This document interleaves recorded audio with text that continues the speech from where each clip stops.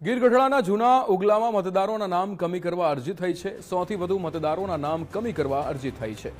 પૂર્વ તાલુકા ભાજપ પ્રમુખે ફોર્મ 7 ભરતા ચકચાર મચી ગઈ છે। મતદારો સહિત લોકો મામલતદાર કચેરીએ પહોંચ્યા।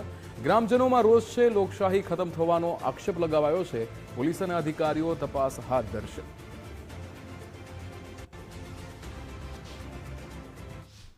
ભાજપના ગીર ગઢડા તાલુકા પ્રમુખ કાળુભાઈ બચુભાઈ રૂપાલા, જેનો મોબાઈલ નંબર સાથે પણ પ્રસિદ્ધ કરવામાં આવ્યું છે, અને પ્રસિદ્ધ કરતા ત્યાંના અમારા કાર્યકર્તા જે રાહુલભાઈ નાંદોલાએ પૂછ્યું કે ભાઈ તમે આમાં શું તકલીફ હતી, તમે અમારા 7 નંબરના ફોર્મ, ત્યારે એને એવો જવાબ દીધો કે ભાઈ મને ત્યાંથી માહિતી મળી અને મેં આપ્યું છે, તો અમે આજ આ લોકો સ્થળાંતર નથી કરી ગયા કે નથી કોઈ જગ્યાએ બહાર ગયા, છતાંય આ લોકોની વિરુદ્ધમાં જે આપી છે।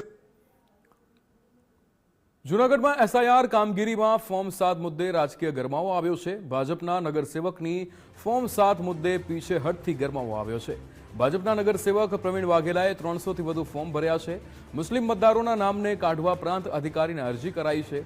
વોર્ડ નંબર 11ના બૂથ નંબર 235માં ગાંચીપટના મતદારો સામે વાંધો થયો છે। પ્રવીણ વાઘેલાએ સોગંદનામું આપી ફોર્મ 7 રદ કરવાની માંગ કરી છે। સોગંદનામું કરી પોતાના સહીવાળા તમામ ફોર્મ 7 રદ કરવા માંગ કરાઈ છે। પોતે શરત ચૂકથી સહી કરી હોવાનો સોગંદનામામાં ઉલ્લેખ કરાયો છે। સ્થળ પર ખરાઈ કરતા તમામ મતદારો હાજર હોવાનું જણાવ્યું છે। મતદારો અહીં ન રહેતા હોવાની માહિતી પણ મળી આવી હોવાનું રટણ થયું છે। ત્યારે માહિતી મળતા અરજી કરી હોવાનું પ્રવીણ વાઘેલાનું રટણ।